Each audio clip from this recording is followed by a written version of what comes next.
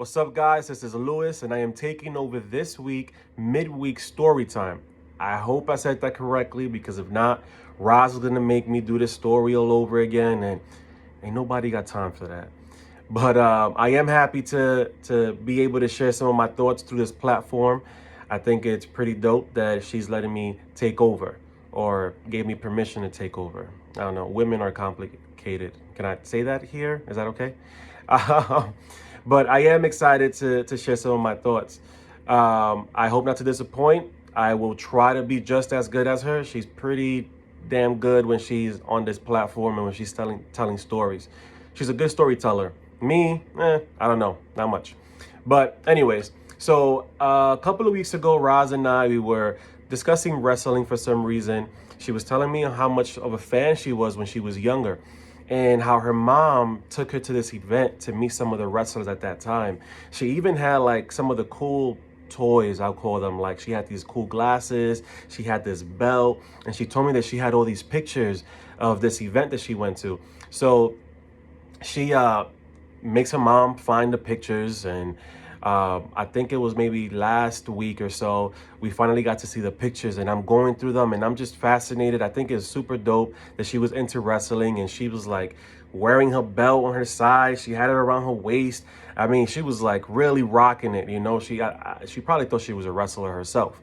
But she was telling me how much of a fan she was, and and then I started sharing and telling her that I was a fan as well too. My mom, my parents during Christmas time bought me some action figures, and I was actually, one Christmas I was disappointed because, you know, I asked for the WWF at that time, or WWE, what is called now, the ring, right? The WWF ring. And my mom came with the WCW ring, like super bootleg. I don't mean to insult anyone. If you guys used to like WCW, fine, but I didn't. I think a lot of people could agree that was like the bootleg version of wrestling. But anyways, she did buy me some action figures, and one of the action figures that she bought me was The Rock. Many of you guys know him now as Dwayne Johnson, right? One of the highest paid actors in Hollywood. And he was I gotta say, he was probably one of my favorite wrestlers, him and Stone Cold Steve Austin. And the reason why I like The Rock was basically because he had some of the coolest sayings, right? Like, you would go back to school, and if you could say, if you smell what The Rock is cooking, you know, like, you thought, I mean, I thought I was the man, right? Or a lot of the other boys that we used to wrestle in the backyard, or and during recess or whatever, in the playground, you know, we would imitate these wrestlers. And one of the cool things that The Rock would say is, do you smell what The Rock is cooking, right? He would call people jabronis. He had a couple of other sayings that were really famous, and one of them being, he would say something like, know your role and shut your mouth. And that takes me to the point, or the points that I want to share with you guys today. As you guys know, Rosalind, she shared with you guys her infertility journey and all the different things that she went through, and she continues to share stories from her journey with you guys. And I wasn't necessarily the one that was diagnosed with anything, but I was involved in the journey, as, I mean, she was my wife, right? So I was there to support her. Now, that is important. That was important for me to understand, right? That I was there to support her. Although it wasn't my journey, although I wasn't the one with the diagnosis, although I wasn't the one that, you know, that perhaps wanted to feel a baby in my womb and things like that, I was still there to support her. The reason why I mention that is because I knew my role, right?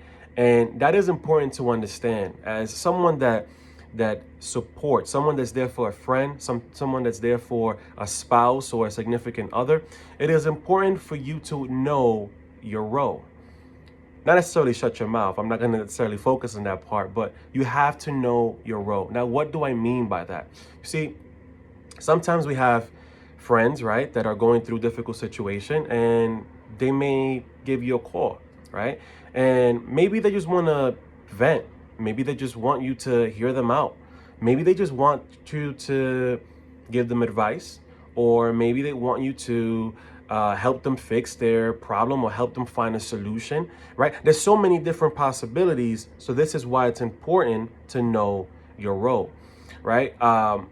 I feel like when Rosalind was going through this difficult time during her infertility journey, it was very key for me to know my role, because if I acted in a way that I thought was going to be beneficial, you know, and I didn't really consult with her, or I didn't really get her feedback, I could end up making things worse, right?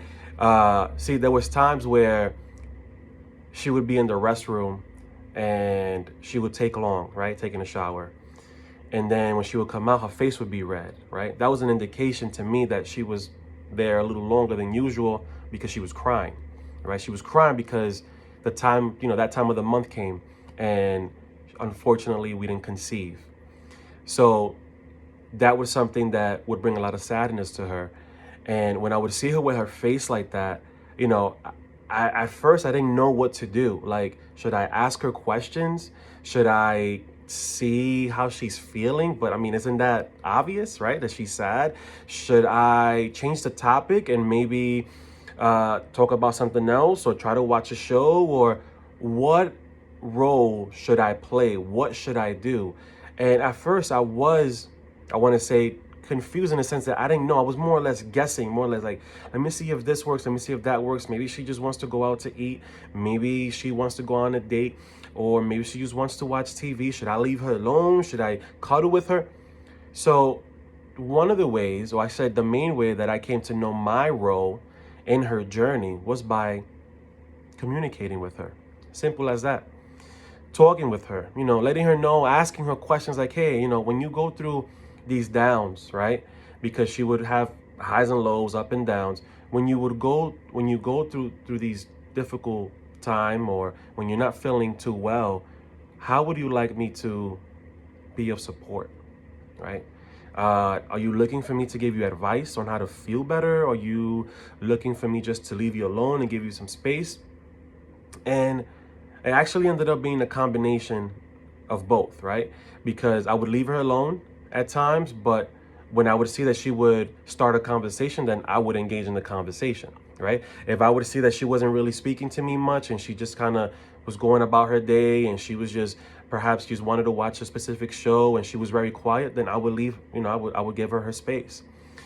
It was important for me to know my role in order for me to support her to the max of my abilities, right? To the best way possible.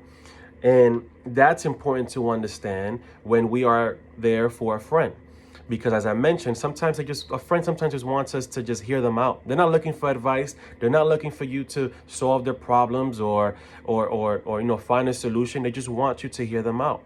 But that's important to understand. You have to understand your role and embrace it, right? See, and when I speak about support and roles, I think about sports. And in a basketball team, right, there's 5 people that start, 5 against 5. And there's usually a star player involved, right? We all know LeBron James or Michael Jordan to be one of the greatest basketball players, right? And these players, although they're great, and I'll refer more to Michael Jordan, although he's known to be one of the greatest basketball players to ever play the sport, he still needed a coach.